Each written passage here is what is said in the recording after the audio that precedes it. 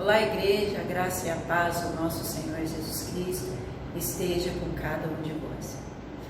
Vou continuar falando, conversando um pouquinho a respeito de sermos discípulos, né? Antes nós falamos a respeito de sermos testemunhas de Cristo Jesus, de testemunhar a obra que Jesus tem feito nas nossas vidas. E hoje nós vamos falar um pouquinho do que é ser discípulo, que é tomar a cruz de Cristo, né, e seguir a Jesus. Nós precisamos crucificar o nosso eu todos os dias para seguir a Cristo Jesus. E lá em João, capítulo 12, no Evangelho de João, no capítulo 12 vai contar algo que aconteceu na última semana que Jesus esteve aqui na terra, pouco antes da crucificação de Jesus.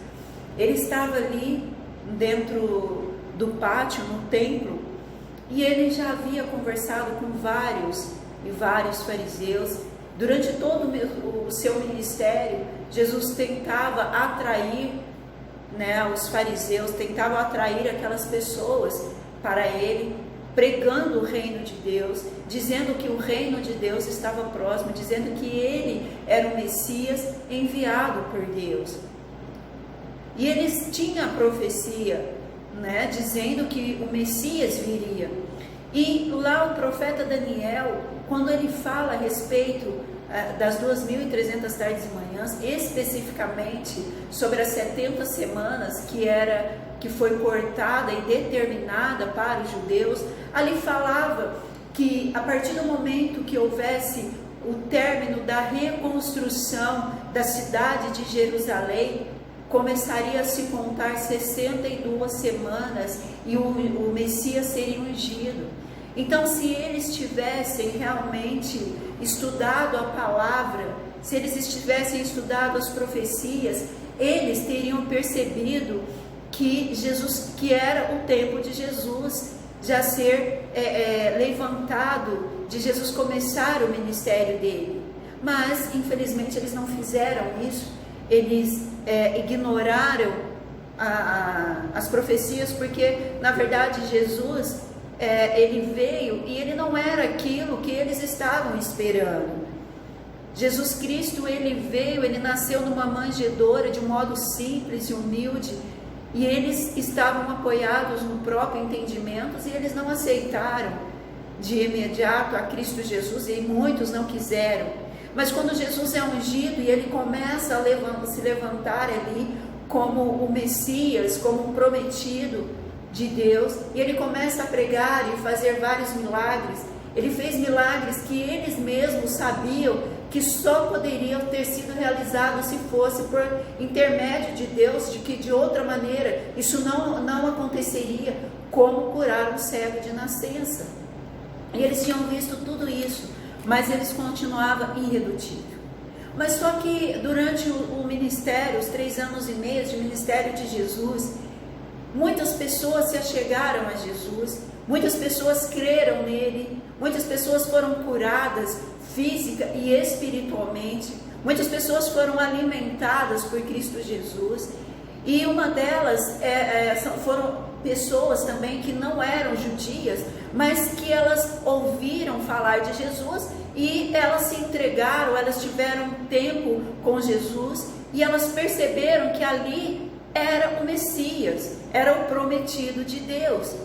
E uma dessas pessoas foi a mulher samaritana.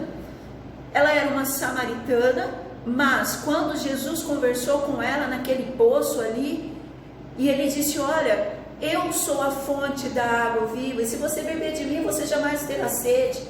E essa mulher, ela acreditou, ela confiou e ela disse: olha, você realmente de fato é ungido, é o Messias. E ela corre até a cidade dela e conta, nesse momento ela é uma discípula de Jesus, e ela diz: olha, eu achei o Messias, aquele que está prometido.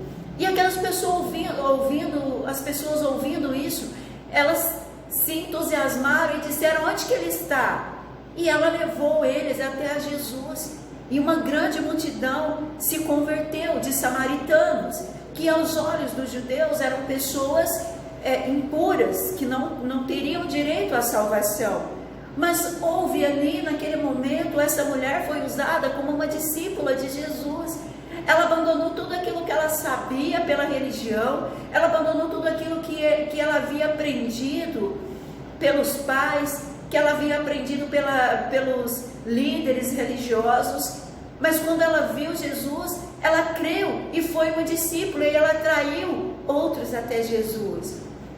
Temos outros discípulos também, pessoas que creram em Jesus, mas em determinados momentos eles não se posicionaram, eles não vieram a público dizer: olha, eu creio que este aí é o Messias, como Nicodemos, como o José de Arimateia.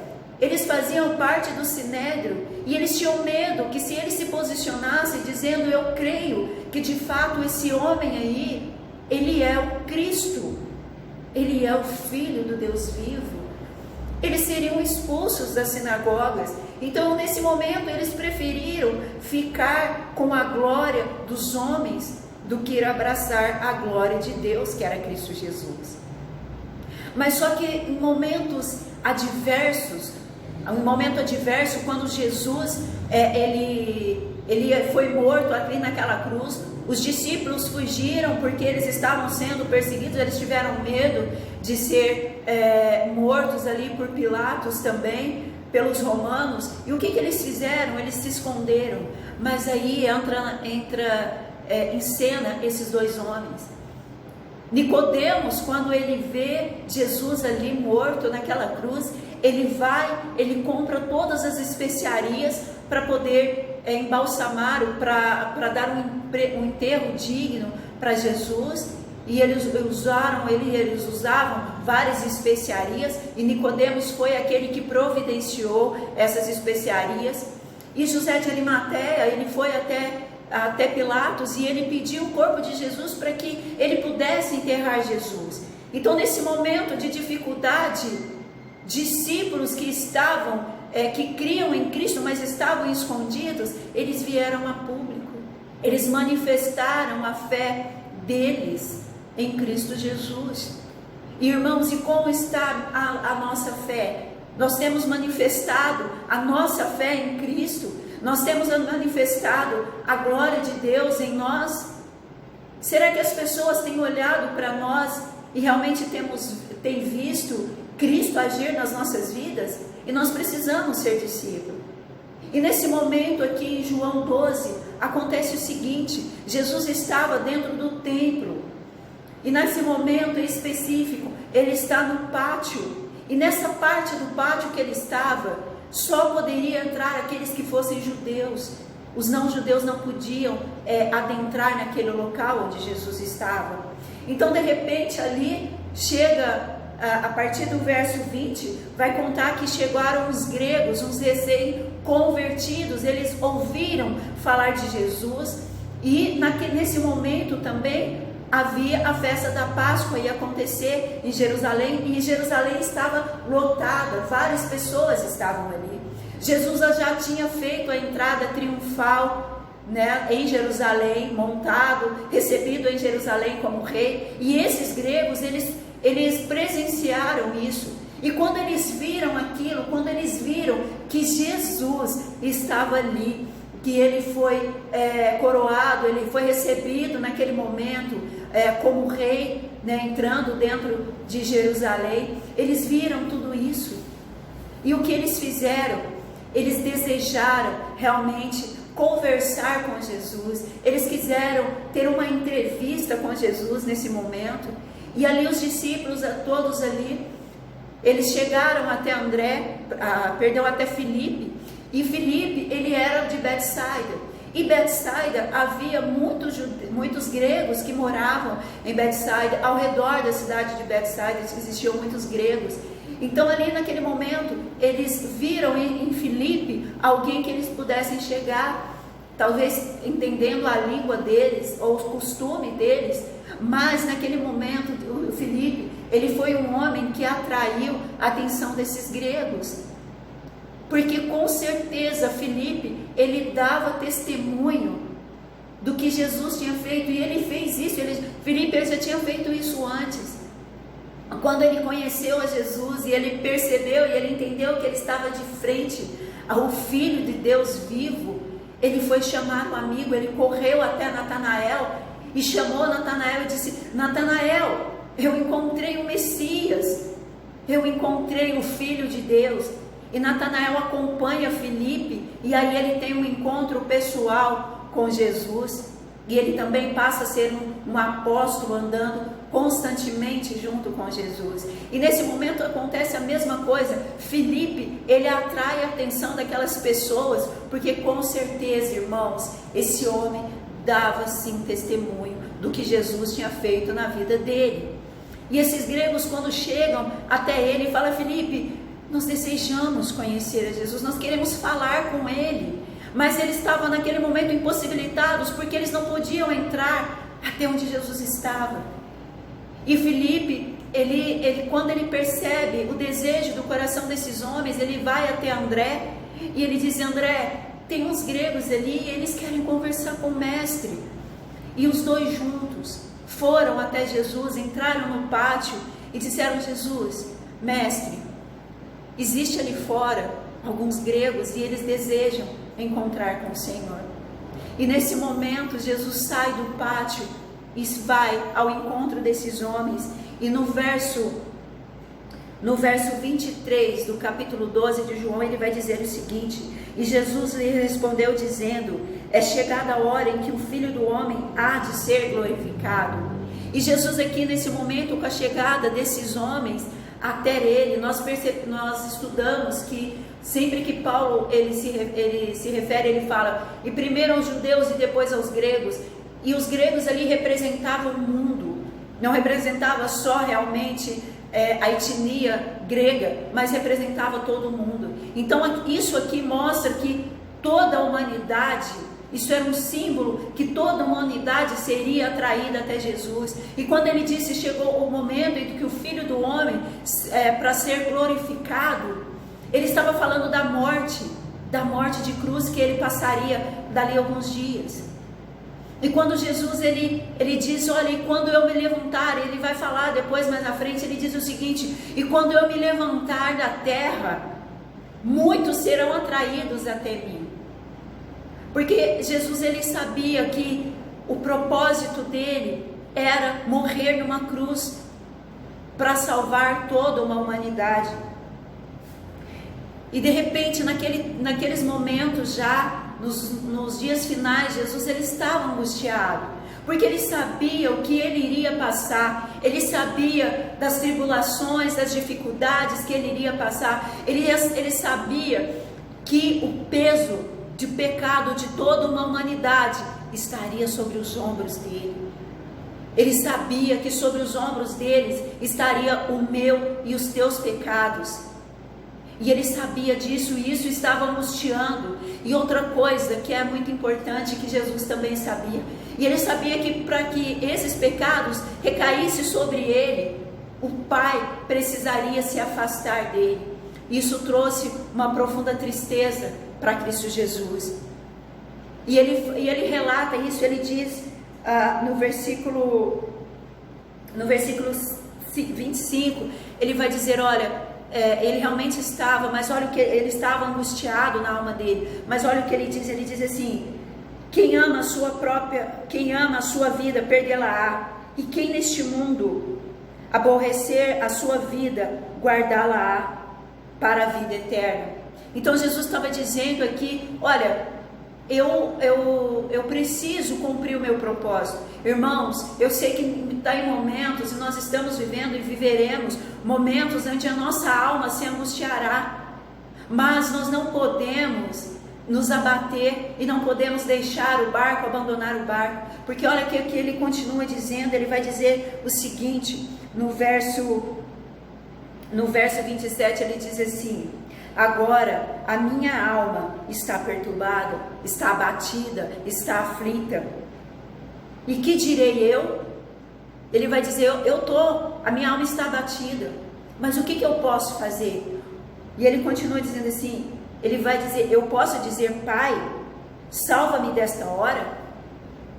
Mas ele já responde, ele fala: mas para esta hora é que eu vim ao mundo. Irmãos, nós viemos a esse mundo para glorificar o nome de Deus, com a minha vida e a sua vida. Nós não podemos querer não passar por dificuldades ou reclamarmos em momentos de grandes dificuldades, mas nós temos que dizer: Senhor, é por isso que eu vim. Eu vim para que o meu caráter seja transformado, e depois que o meu caráter for transformado, o Senhor vai fazer com que eu seja uma testemunha, atraindo as outras pessoas para Cristo Jesus. E Jesus sabia disso. Jesus aqui, ele estava falando da morte física, mas nós temos uma morte do nosso eu. Nós precisamos crucificar o nosso eu todos os dias. Porque aqui ele vai retratar, ele usa uma parábola, dizendo o seguinte, coisas que os discípulos e aquela multidão entendiam, quando ele diz: olha, se um grão de trigo, ele não cair na terra, e se ele não morrer, ele vai ficar só. Mas quando ele cai na terra e ele morre, quando ele levanta, ele dá muitos frutos. Então nós precisamos morrer para nós mesmos todos os dias. Nós precisamos nos converter todos os dias, porque é só assim que os frutos, eles serão vistos na minha vida e na sua vida. Senão não adianta nós pregarmos e dizermos que nós amamos a Deus, que nós seguimos as vontades de Deus, que nós guardamos os mandamentos, mas se o nosso eu não morrer todos os dias, isso é em vão. É em vão. Porque as pessoas não serão atraídas a Cristo Jesus. E esse é o nosso chamado. As pessoas precisam olhar para mim e para você, assim como aquelas pessoas olharam para Filipe e disseram: olha, o Filipe, ele realmente tem andado com Jesus. Olhando para aquela mulher, porque aquela mulher samaritana, quando ela entrou na cidade, ela falou com autoridade, tanto que as pessoas, ela era, aos olhos de todos ali, ela era uma prostituta, e as pessoas poderiam dizer: mas essa aí, ela é uma prostituta. O que ela não dá ouvidos a ela, não, mas a autoridade com que ela falou, porque ela tinha acabado de se encontrar com o Senhor, e ela foi uma grande autoridade ali naquele povo. Ela morreu para ela mesma, ela morreu para os desejos carnais que ela tinha, para que Jesus nascesse, para que ela levasse outras pessoas até Cristo Jesus. Essa mulher deu um fruto muito rápido, porque era necessário naquele momento. E eu e você precisamos dar frutos o mais rápido possível. E Jesus, então, ele naquele momento onde ele está sentindo toda aquela angústia, ele vai dizer que ele faz uma oração ao Pai. Ele diz o seguinte, no verso 28, ele diz: Pai, glorifica o teu nome. Então veio uma voz do céu que dizia: já o tenho glorificado, e outra vez o glorificarei. No livro Desejado de Todas as Nações, o capítulo vai dizer que nesse momento, irmãos, houve uma manifestação da glória de Deus tremenda. Assim como tinha acontecido quando Jesus ele foi batizado, a voz de Deus foi ouvida audivelmente, e João Batista, ele ouviu a voz de Deus, e ele entendeu e ele reconheceu Jesus, que era o Cordeiro de Deus que tirava o pecado do mundo. Depois aconteceu no Monte da Transfiguração, quando Pedro, Tiago e João ouviram a voz de Deus, dizendo: este é o meu filho, ouve o que ele diz. E aqui de novo houve uma manifestação, a voz de Deus foi ouvida, e no livro vai dizer que naquele momento Jesus ele estava envolto de um grande poder de Deus. Era como se o próprio Deus estivesse ali abraçando o filho dele e dizer: filho, eu te glorifico, e o seu nome ele será grande. E aquelas pessoas, aquela multidão, não só os gregos, mas aquela grande multidão que estava ali, elas viram isso, elas presenciaram a glória de Deus naquele momento.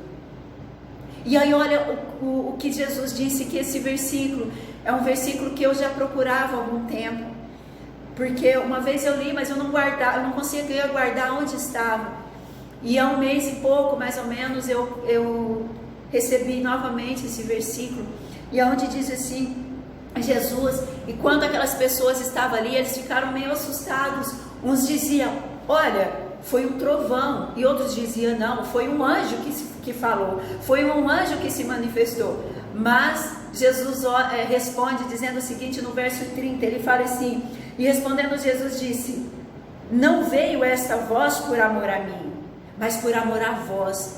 Então quando ele disse, olha, essa manifestação de Deus não é por minha causa, porque eu sei o Deus que eu tenho seguido, eu conheço o meu Pai, mas essa voz, ela foi uma manifestação para vocês, para que vocês creiam no poder de Deus. E aquilo ali foi algo maravilhoso, e que aquela grande multidão, ela viu ali, e elas guardaram essa fala de Jesus. Eles ouviram, eles viram a manifestação de Deus, e nesse momento eles disseram, eu aceito. Eles foram marcados, e momentos mais à frente eles veriam Jesus sendo crucificado naquela cruz. Mas o que ficou ali foi o testemunho de Jesus dizer, eu vou me entregar por amor a vós. Eu não vou fazer a minha vontade, mas eu vou fazer a vontade do meu Pai por amor a vós. Se o nosso eu não morrer, será impossível atrairmos as pessoas para Deus. E eu vou só ler um trechinho que está no capítulo 68, ela diz o seguinte, todos quantos desejam produzir frutos como co-obreiros de Cristo, devem cair primeiro no solo e morrer.